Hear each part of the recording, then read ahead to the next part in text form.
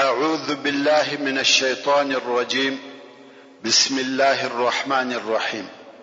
إن الحمد لله نحمده ونستعينه ونستغفره ونعوذ بالله من شرور أنفسنا وسيئات أعمالنا. من يهده الله فلا مضل له ومن يضلل فلا هادي له.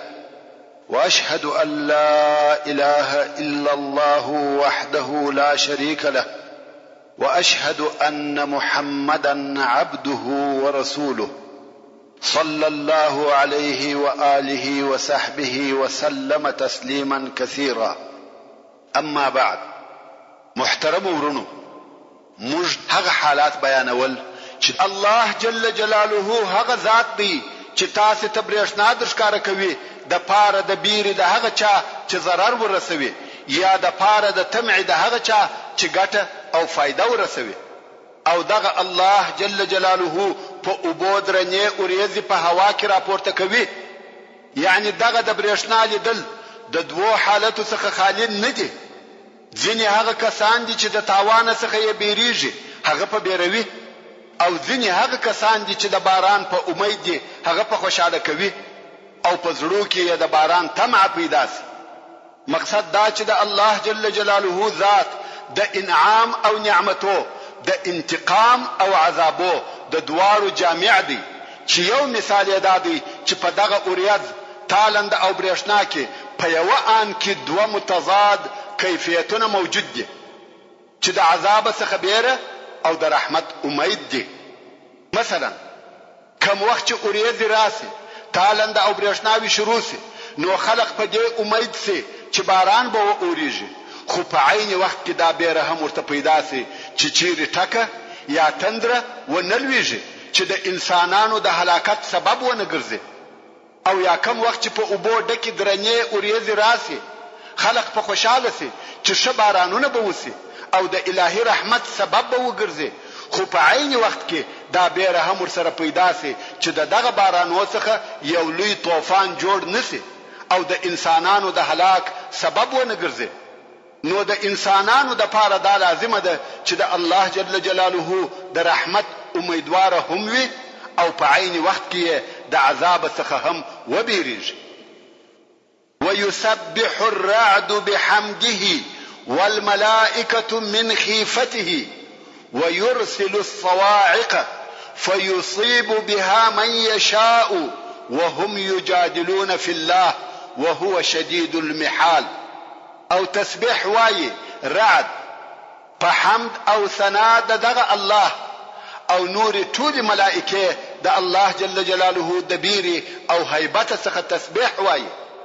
او دغه الله جل جلاله ټکی تندري پر هغه چاره لیږي چې د الله جل جلاله اراده وي. حال دا چې دغه خلق د الله جل جلاله په شان کې جدل او جګړې کوي.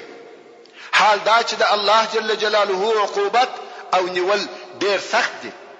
د بنو عامر قبيله چې دغه حالات ولیده چې عامر ابن طفیل ته تصور پیښ شو، اربد ابن قیس ته تصور پیښ شو، نو بنو عامر ټول پر اسلام ودرېده او اسلام ته داخل شو. دا د بنو عامر د قبيله د اسلام سبب وو. ورونو، د بني عبد القیس د قبيله څخه یو ډله د مسلمانېدو د پاره مدینه منورې ته راغله چې شمیر یې 40 نفر وو. دغه خلق و اسلام او مسلمانېدو ته په ډیر شوق وو. کوم وخت چې د مسجد نبوي و ساحه یا میداني ته ورسېده، وشان او سامان یې دغه سپریښول، حتی وشان یې هم و نه تړل. په ډیر تلوار او چاپلوکي د مسجد پر طرف ورهیسوه. هر یو غواړي چې تر هغه بل ور د مخه سي او د رسول الله صلی الله علیه و آله وسلم سره پر اسلام بیعت وکړي. د دوی په جمله کې یو په او هوشار سړی وو چې نوم یې احنف او اشج عبد القیس هم ورته ویل کېده. دغه احنف په پوره احتیاط او آرامي په سړه سینه د اوشانو څخه سامانونه کښته کړل، اوشان یې وتړل، پر سامانو وګرځېدی، بیا نو مسجد ته ورغلی. هغه نور ټول بیعت کړی وو، اسلام ته داخل شوی وو. دی په آخر کې راغلی او د رسول الله صلی الله علیه و آله وسلم سره پر اسلام بیعت وکړي. د رسول الله صلی الله علیه و آله وسلم دغه د کار ډیر خوښ سو او په خوشاله سو. نو یې وفرمایل یا احنف پتا کې دوه خوې یا صفات استه چې د الله او رسول الله خوښ دي. احنف ویل یا رسول الله هغه دوه صفات یا خوې چی شي دي؟ رسول الله صلی الله علیه و آله وسلم وفرمایل حلم او احتیاط، آرامی او سړه سینه. دغه احنف رضی الله تعالی عنہ ډیر حلیم وو. د حلم او احتیاط فائدہ دا ده چې یو انسان په خپل تصرفاتو کې نه غلطیږي. د احنف د حلم قصې خورا ډیر دي، خو دغه یو قصه دلته واوري.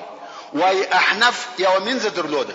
یو وخت دغه منځ څخه یو لوشي ورڅخه وو چې په هغه کې ایشولې او بوي. د منځ څخه دغه لوشي د احنف پر یو کوچنی زوی ولوي. هغه وسوځل سو او مړ سو. خو احنف و منځ ته هیڅ هم ونه ویل. دا یې حلم او بل د خصلت احتیاط او آرامي و. په هیڅ کار کې تلوار نه کاوه. رسول الله صلی الله علیه و آله وسلم د احتیاط صفت کړی دي او هغه شبل لیدي.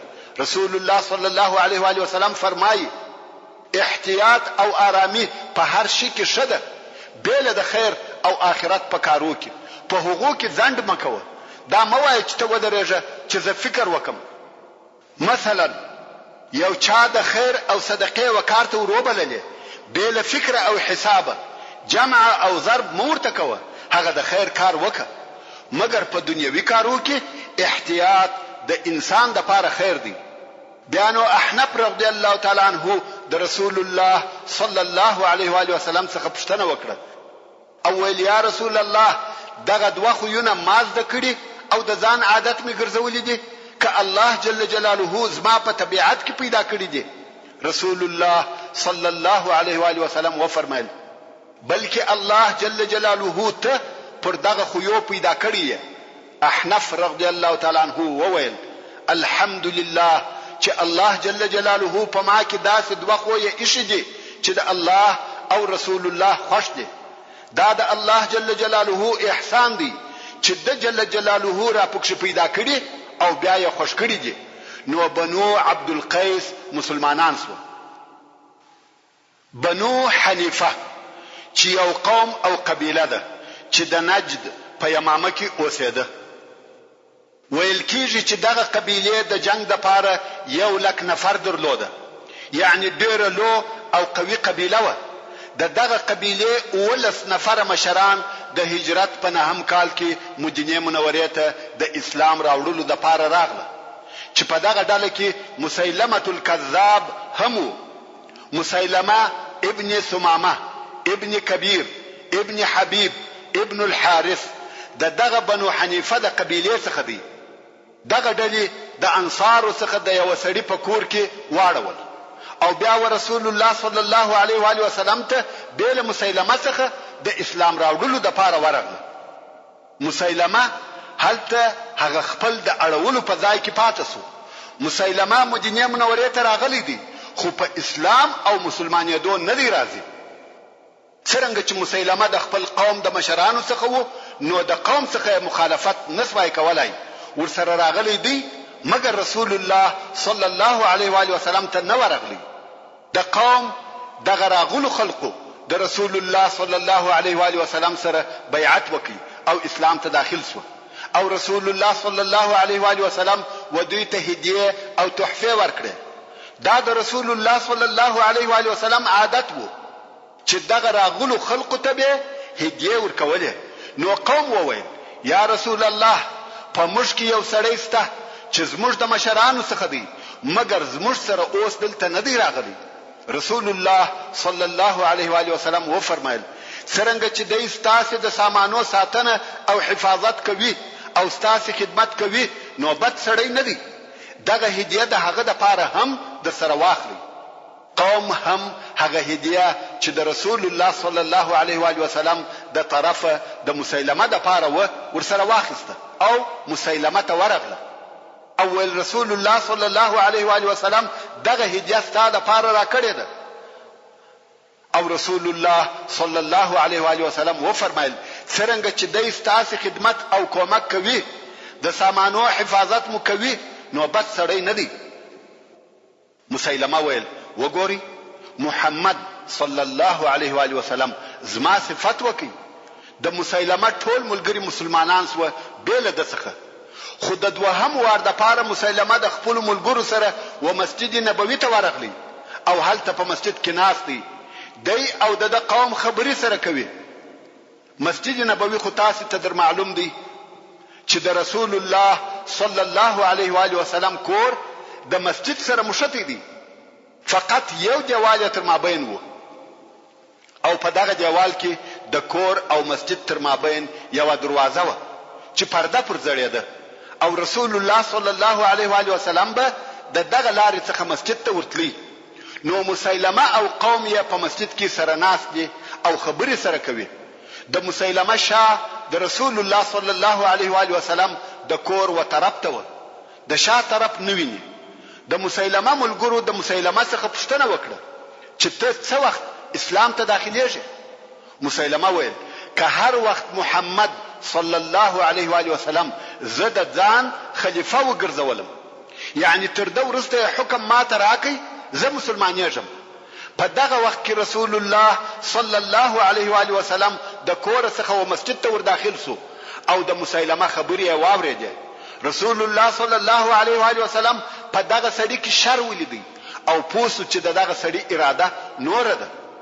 نو رسول الله صلی الله علیه و آله وسلم د مځکې څخه یو کوچنی خاشه را پورته کړه چې په عربي کې عرجون ورته وایي او ویل والله کته زما څخه دغه خاشه وغواړې در به نکم، خلافت خو څه کوي بلکې خاشه نه درکوم، او والله نه را معلومیږي بیل دروغجنه، او والله ته هغه څوک چې په خوب کې راشکاره کړسوي او کبیل اسلام برته ولاړې الله جل جلاله به خوار او حقیر کې.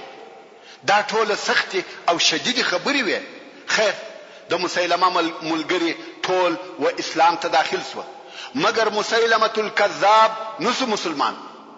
په ورسته کې چې د بنو حنیفه دله د مدینه منورې څخه ولاړه صحابه کرامو د رسول الله صلی الله علیه و آله وسلم څخه پوښتنه وکړه، ویل یا رسول الله د دې خبرې څخه د مقصد څه چې ته هغه څوک چې په خوب کې راشکاره سوې؟ رسول الله صلی الله علیه و آله وسلم و فرمایل ما په خوب کې ولیده چې د ټول مځکې خزانه و ما ته را جمع کړه سوې او بیا مې په خپل لاسو کې د سرو زرو دوه وشي ولیده چې زما شنه ځنی راغله. وحی راته وسوي چې پویکه ما دغه وشي پوکړه او هغه په حواس و. صحابه کرام وویل یا رسول الله دغه وشو یو ترجمه دی په چش سره وکړه. رسول الله صلی الله علیه و آله وسلم و فرمایل د هغو ترجمه می په دوو درواغجنانو سره وکړه چې په جزیره العرب کې به پیدا کیږي. دوه نفر چې په درواغو سره به د نبوت دعوه کوي او الله جل جلاله به ذلیل کی.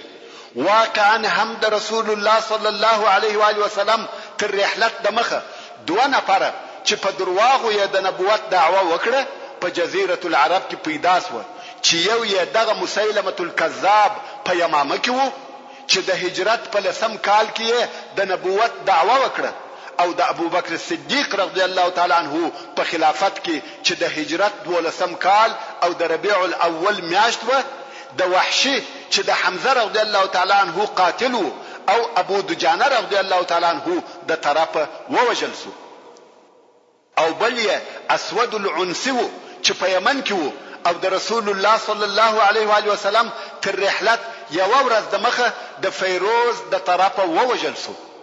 د وجل کېدو خبر د وحی په واسطه رسول الله صلی الله علیه و آله وسلم ته راغلی او صحابه کرامو ته دغه خبر ووایه، خو ابو بکر صدیق رضی الله تعالی عنه ته چې د رسول الله صلی الله علیه و آله وسلم خلیفہ وو د خلق فواسطه د یمن څخه خبر را ورسېدی.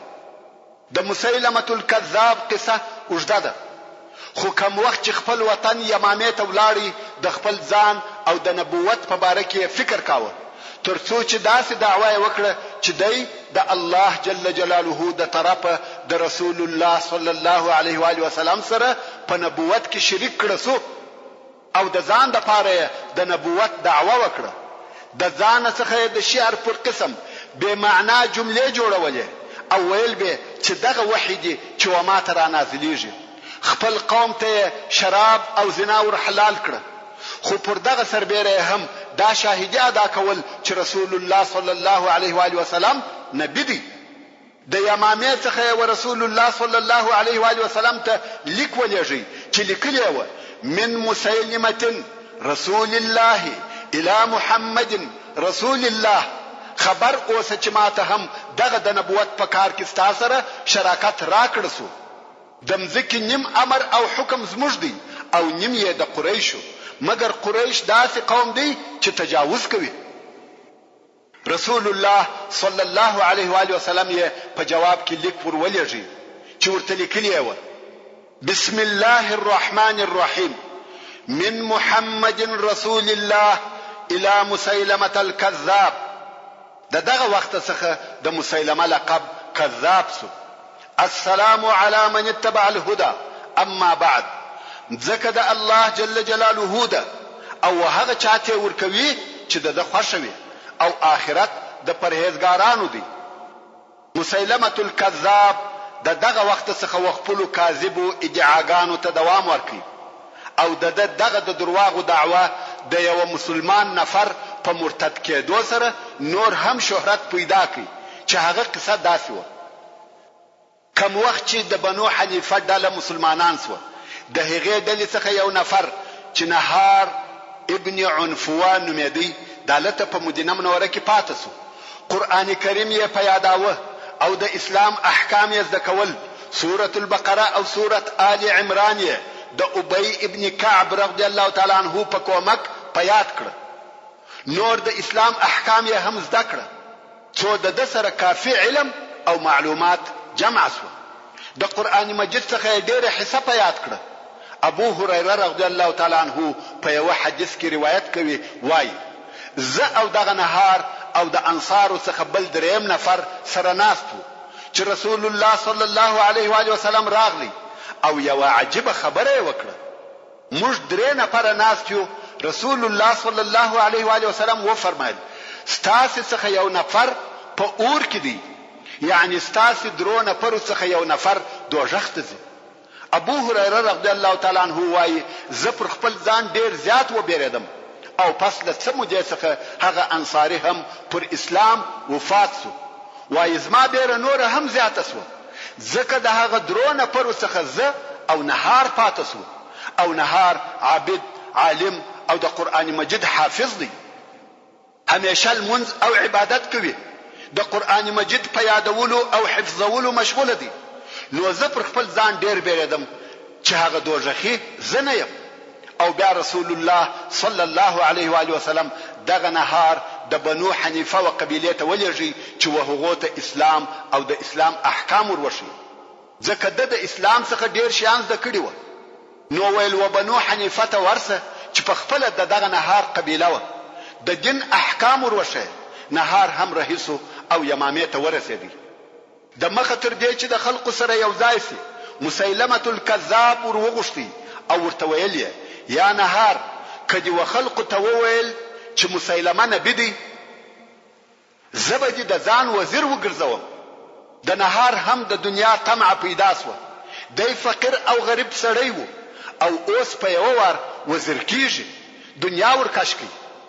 کم وخت چې د بنو حنیفه مسلمانان او کفار ورته راټول سو او د دسخه پښتنه وکړه چې محمد صلی الله علیه و آله وسلم څه ویل. نهار ویل محمد صلی الله علیه و آله وسلم ویل چې مسیلمه هم ما غوندي یا زما پر قسم نبی دی. د بنو حنیفه څخه هغه کسان چې مسلمانان سوي و هغه خلق د دغه نهار په واسطه بیرته مرتد سو او د بنو حنیفه خلقو مسیلمه په نبوت ومني چې د نهار دغه کار د مسیلمه الکذاب د نبوت د شهرت سبب وګرځیدي. دغه قصه موږ ته یو ډیره مهمه لارښوونه کوي. هغه دا چې موږ خلق نسو پیژندلای. هو رسول الله صلی الله علیه و آله وسلم دغه سړي په باره کې د الهي وحی او معلوماتو په سبب پیشګویی کړې و او موږ ولیده چې هغه څه وکړ.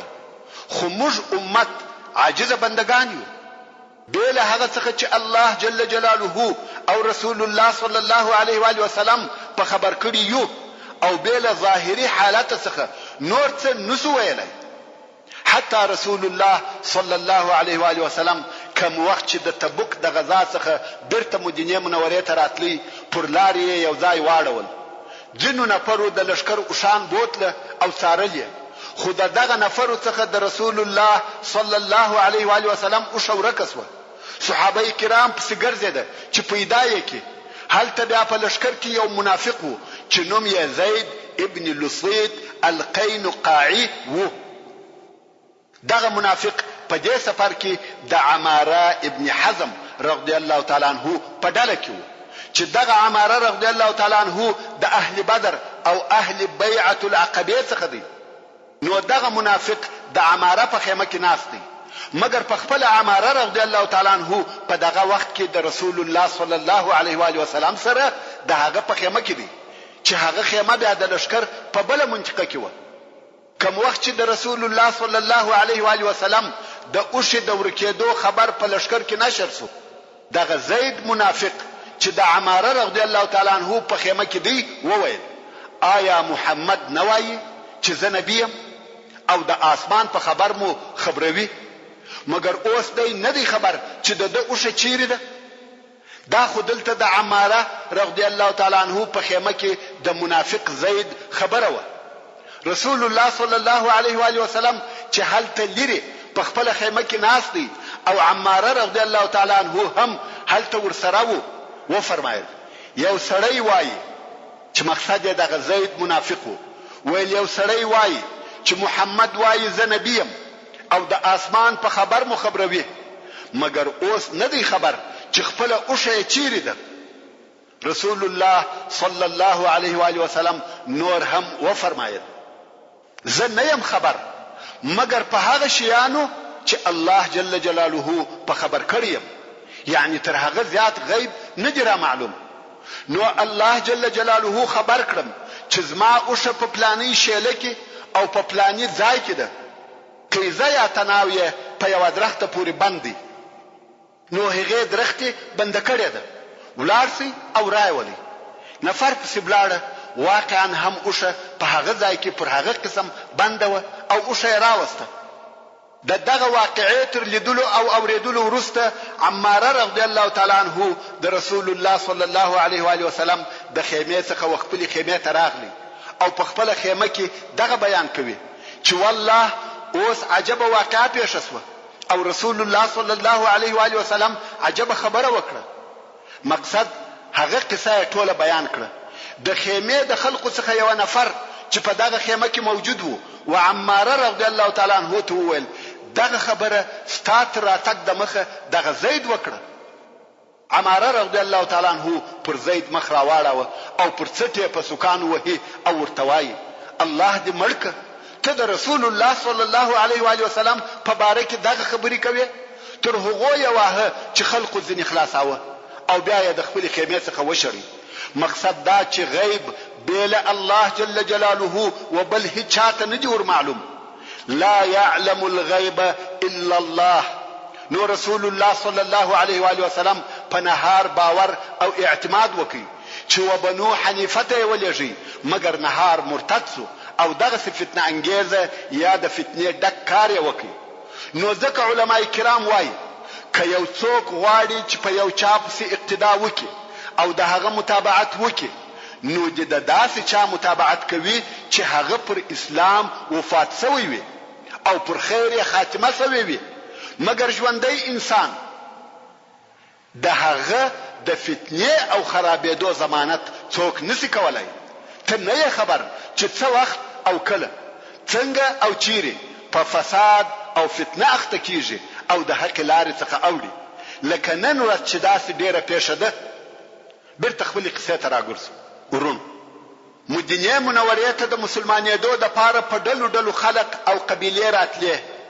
د هغه مهمو ډلو څخه یو هم د طی د قبیلې ډله ده چې په حقیقت کې دا ډله نه و، بلکې رسول الله صلی الله علیه و آله وسلم یو سریه ولېږل چې د طی قبیله فتح کړي. عدی د حاتم طائي زوی د طي د قبیله مشر او رئیس و. دا هغه حاتم طائي دی چې په سخا سره مشهور و او تر اوسه پورې نوم یادېږي. عدي دغه حاتم طائي زوی او د طي د قبیله رئیس دی. عدي ولید چې اسلام ورځ په ورځ نشریږي، نو دی په بیره کې وو او همیشه به احتیاط کاوه. د مدینه منورې او طي پر لار هلته یو صومعه و چې په دغه صومعه کې د نصاراو ځینې راهبان اوسېده. نو عدي دغه صومعه و یو راهب ته ویلی و کله هر وخت د مسلمانانو لشکر او بیرغان ولیده چې زموږ پر طرف را رهیدي ما ته خبر راک غواړي چې وتښتي. عدي د تیښتې او سفر د پاره بوده او د سفر ټول لوازم تیار او آماده کړی دي. د تیښتې د پاره پر دوه ګوتو ناست دی.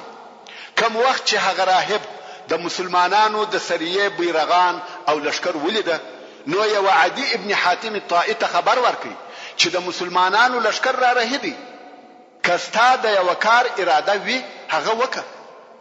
عدي ابن حاتم څه وکړه؟ فقط خپل شزه او اولادونه یې ورسره رهي کړه او مالونه یې ورسره واخیسته. طي پریښاوه او د شام پر طرف د شام و نصاراو ته وررهیسو. مسلمانان راغله، طي ونیوي، څوک چې تښتېدلی سوای هغه وتښتېده او هغه پاته نفر بندیان ونیول سو. د بندیانو په جمله کې یو هم د عدي ابن حاتم طائي خور و. بندیان مدینه منورې ته راوستل سو او مسجد ته نږدې ځای ور جوړ کړ. بندیان په دغه ځای کې واچول. رسول الله صلی الله علیه و آله وسلم چې بل مانځه ته تللی دغه بندیانو ته به ور وګرځېدی. کوم وخت چې رسول الله صلی الله علیه و آله وسلم و بندیانو ته ورغلی، دغه بندي شزه د عدي خور ولاړه سوه. ویل یا محمد صلی الله علیه و آله وسلم، زفلانی د قوم د رئیس حاتم طائي لوریم، پلار می مرسو او د کورنۍ مشر می غائب دی، نو رحم را باندې وکه، اکرام او عزت می وکه. رسول الله صلی الله علیه و آله وسلم و فرمایل د کورنۍ مشر دی څوک؟ شذ ویل ورور می عدي. رسول الله صلی الله علیه و آله وسلم و فرمایل هغه د الله او رسول الله څخه تښتېدلی دی، د الله رسول الله او اسلام څخه تښتې. نور رسول الله صلی الله علیه و آله وسلم ساکت شو او دې هم د ویلو د پاره نور څه نه درلوده، کښېنسته. دوهم ورځ بیا رسول الله صلی الله علیه و آله وسلم بندیانو ته ورغلی. ښځې بیا هغه خبره ورته وکړه او رسول الله صلی الله علیه و آله وسلم هغه جواب ورته ووایه. درېم ورځ چې بیا رسول الله صلی الله علیه و آله وسلم ورغلی، ښځه ناسته ده او نن څه نه وایي، ځکه د ویلو د پاره شی نه لري او امید هم نسته. ښځه وایي د رسول الله صلی الله علیه و آله وسلم وشاته یو نفر ولاړو چې هغه نفر علي ابن ابي طالب رضی الله تعالی عنه. نو ښځه وایي هغه نفر اشاره راته وکړه چې ولاړه سه او خپل عرض دی ووایه. وایي زه بیا ولاړه سوم او هغه خبره مې وکړه. رسول الله صلی الله علیه و آله وسلم و فرمایل ستا مشر عدي ابن حاتم الطائي دی، هغه چې د الله او رسول الله څخه تښتېدلی دی، مګر ته به الک او که عدي راغلی د هغه به هم اکرام او عزت وکړو. دا جمله د دې لپاره ورته وویل چې د عدي زړه و اسلام ته مایل سي. نو ښځه چې اوس خلاصه او الاسوه ویل یا رسول الله که څوک شام ته تله ما خبره که چې خپل ورور ته ولاړ سم. په دغه وخت کې بیا یو قافله شام ته رهي کېده او رسول الله صلی الله علیه و آله وسلم دغه ښځه د هغه قافلې سره ولېږل څو شام ته ورسېده او هلته خپل ورور عدي ابن حاتم ته ورغله. هغه د لري وپیژنده چې دا می خور ده او دې هم چې د لري ولیدي پر نار یې کړه. ظالمه، ځان او خپل کورنۍ دې وتښتول او خلاص کړه، زه ستا د کورنۍ څخه نه وم. څرنګه چې د دې خبرې پر ځای وي او هغه ملامت وو، نو ویل هر څه چې وایه هغه حق او رښتیا دي، غلطي زما ده. په خپل ګناه یې اقرار وکړي او دا عادت دی که څوک خپل غلطي ومني هغه مقابل طرف نرمیږي او که یو چا دلایل ویل بیا یې هم ځان نه ملامتاوه، مقابل طرف نور هم په قهر کیږي. کوم وخت چې دی ولید چې ورور یې پر خپل غلطیا قانع دی او اقرار کوي دا هم نرمه شو. نو ویل یا عدي د هغه چا د طرف راغلی یم چې تر ټولو انسانانو ښه او بهتر دی. عدي وایي زما خور د عقل او پوهې خاوند و. ورونو واقعا هم داسې ښځې سته چې د ښه فکر او پاخه عقل خاوندانې وي او د عدي خور د هغه ښځو څخه و چې عقل او تدبیر یې درلودي. نو عدي وایي ما پوښتنه ځینې وکړه چې د رسول الله صلی الله علیه و آله وسلم په باره کې دې څه خیال او فکر دی؟ خور مې وویل یا عدي سړی د دوو حالو څخه خالی نه دی، یا به نبی وي یا پاچا. که نبی و ملګرتیا یې ابدي شرف دی، تر دې به بل زیات شرف چیرې وي چې ته دې د یوه نبي د ملګرو څخه سې. او که پاچا وي نو په والله د داسې چا د طرفه راغلی یم چې تر ټولو خلقو کریم او بهتر دی و هر چاته خیر رسیږي. عدي وایي زه په شام کې تر هغه ډیر ناخوښه وم لکه څونه چې د رسول الله صلی الله علیه و آله وسلم څخه ناخوښه وم. نو مې د ځان سره وویل که چیرې زه ورسم او وګورم که پاچا و او د نبوت په دعوه کې درواغجن و دا حال نه راڅخه پټیږي، او که د نبوت په دعوه کې صادق و متابعت به وکړم. عدي وایي د مدینې منورې پر طرف رهي سوم څو هلته ورسېدم و مسجد ته ور داخل سوم او دی علیه الصلاة والسلام په مسجد کې ناست و. ما سلام ورته وایه او ده راته وویل څوک یې؟ ما ویل عدي ابن حاتم الطائي. رسول الله صلی الله علیه و آله وسلم یې شهر کلی او استقبال وکړي او ډیر په خوشاله سو ځکه د طی د قبیلې سردار او رئیس دی او د حاتم الطائي زوی دی، په خلقو کې د لوړې درجه او مقام خاوند دی. نو خود رسول الله صلی الله علیه و آله وسلم یې تود هر کلی وکړي. عدي وایي اوس نو زه ګورم چې محمد صلی الله علیه و آله وسلم نبی دی که پاچا. وایي رسول الله صلی الله علیه و آله وسلم زه خپل کور ته رهي کړم، پر لارې رهیو د رسول الله صلی الله علیه و آله وسلم سره اوس د عربو د مشرانو څخه یو مشر، د عربو د اشرافو څخه یو شریف ورسره ملګری دی. په لار کې یو سپین سرې ښځه ورته ودرېده او ویل یا رسول الله غواړم چې یو څو خبرې درته وکم. عدي وایي زه پرېښولم او د ښځې و خبرو ته غوږ ونیوی. تقریبا یو ساعت تیر سو زه ولاړم او رسول الله صلی الله علیه و آله وسلم د ښځې و خبرو ته غوږ نیولی دی. عدي وایي ما د ځان سره وویل چې والله محمد صلی الله علیه و آله وسلم پاچا نه دی. د پاچاهانو اخلاق داسې نه وي، دا د انبیاو اخلاق دي چې د ضعیف او سردار فرق نه پر کیږي. څونه چې د ساداتو او اشرافو مراعات اهتمام او غمخوردنی کوي په هغه اندازه د غریبانو بیوزلو او ضعیفو غمخور هم وي. عدي وایي کوم وخت چې د هغه سپین سرې د خبرو څخه فارغ سو نو یې زه رهي کړم. څو کور ته ورسېدو، کور ته ورننوتلو. په کور کې یې هیڅ شی نسته، یوه بوریا ده او یوه کوچنۍ نالیچکه. د نالیچکې پوښ د سرمنې و او په خاشو ډکه وه. په نس کې نه وړۍ وې نه پنبه بلکې د خاشو ډکه ده.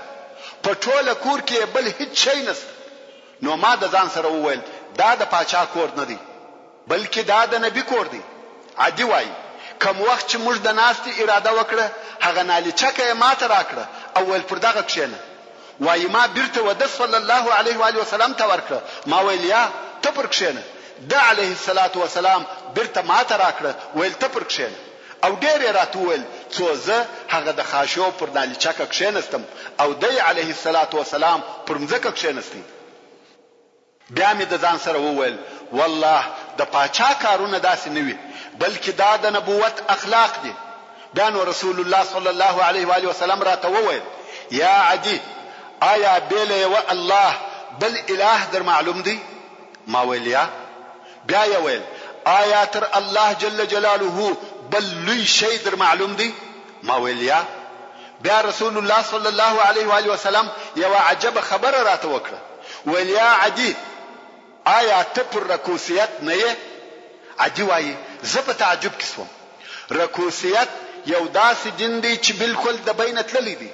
داسې څوک نسته چې پر هغه دین دی وي بې له ما څخه. څرنګه چې عدي د ادیانو په باره کې کتابونه مطالعه کول او ویل، نو د معلوماتو خاوند و او دغه مطالعه د لارې د رکوسیت دین ور معلوم شو، نو یې دغه دین د ځان د پاره خوښ او اختیار کړ. او رکوسیت داسې دین دی چې د نصرانیت او يهودیت په مابین کې دی. عدي وایي خلقو دا فکر کاوه چې زه نصرانی یم، مګر په حقیقت کې زه رکوسی وم او زما ښځه ورونه بلکې ټوله کورنۍ په دې نه خبر چې زه رکوسی یم. د ټولو دا خیال وو چې زه نصرانی یم، مګر زما حقیقي عقیده د رکوسیت و او چاته مې نشکاره کول. خو د رسول الله صلی الله علیه و آله وسلم په جواب کې به وویل هو زه رکوسی یم.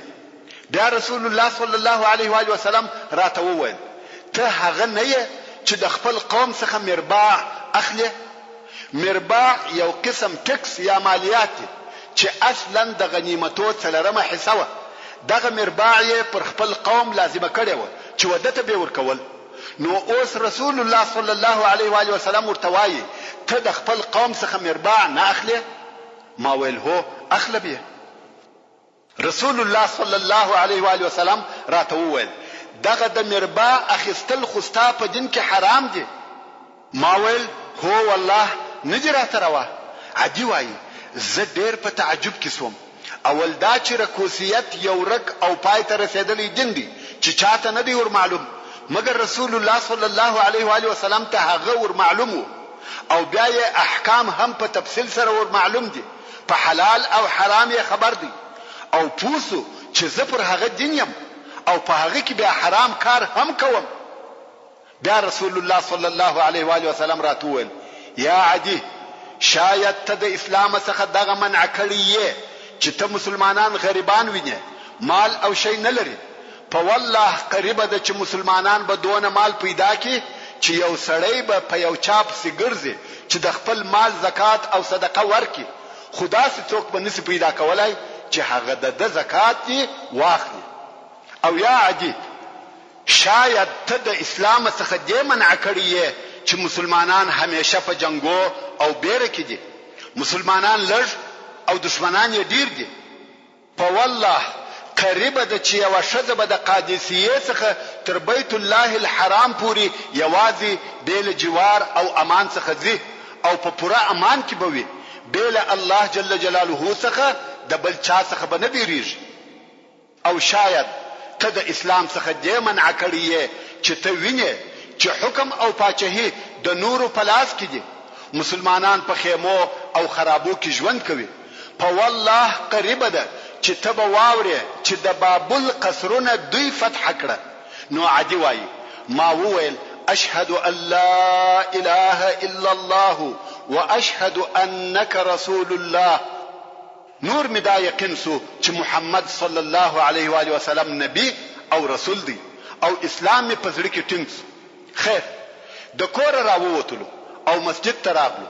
رسول الله صلی الله علیه و آله وسلم په لمانځه کې د سوره التوبه د نور آیاتو په جمله کې دغه آیات شریف هم تلاوت کړي چې الله جل جلاله فرمایي اتخذوا احبارهم ورهبانهم اربابا من دون الله والمسيح ابن مريم وما امروا الا ليعبدوا الها واحدا. چې دغه آیات شریف د کتابي کفارو په باره کې دي، یعنی دغه کتابي کفارو خپل علما او عابدان بیل الله جل جلاله څخه خپل الها او خدایان ګرځولي دي، او مسیح علیه السلام د مریم زوی هم اله او رب بولی چې د الله جل جلاله زوی بولی. حال دا چې دوی نه دي امر کړی سوي بیل دې څخه چې د الله جل جلاله عبادت وکړي.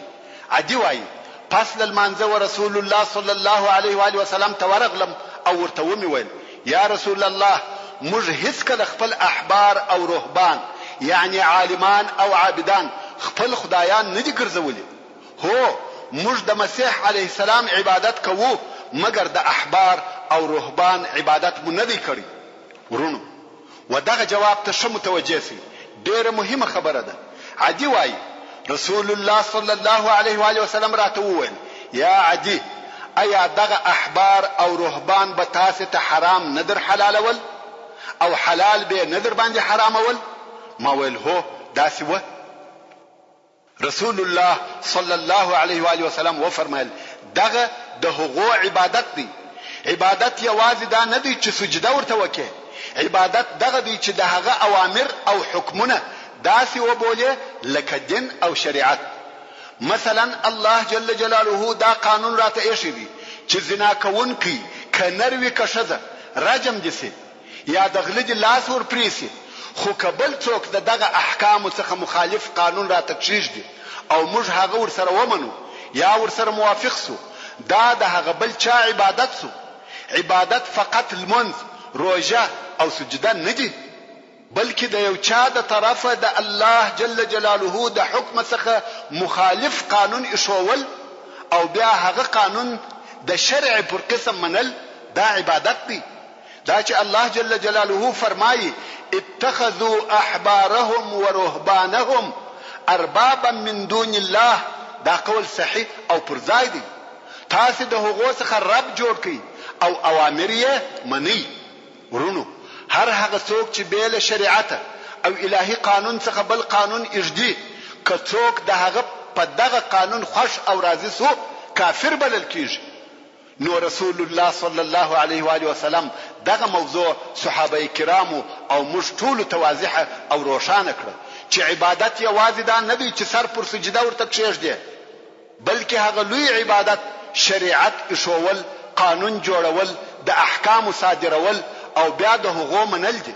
نو هر هغه څوک چې ځان مسلمان بولي د هغه د پاره دا نه جائزه ده نه روا چې بیل شریعت او الهي قانون څخه دی بل قانون او شریعت ومني یا قبول کی. عدي ابن حاتم الطائي رضی الله تعالی عنہ وایي الله جل جلاله ما ته اوږد ژوند راکړي څو د رسول الله صلی الله علیه و آله وسلم د قول سره مطابق می ولید چې د بابل قصرونه د مسلمانانو په لاس کې سو. حتی عدي رضی الله تعالی عنہ په خپل د هغه لشکر په مقدمه کې وو چې بابل یې فتح کاوه او وایي وملیده چې یو شد د قادسیه څخه تر بیت الله الحرام پورې بیل جواره یوازې زی. دغه دوه شی خو ما په خپل ولیده او درېمه به هم قسم په الله پیښ. عادي په خپل نه ولیده مګر یقین یې وو چې هغه هم خامخا پیښیږي.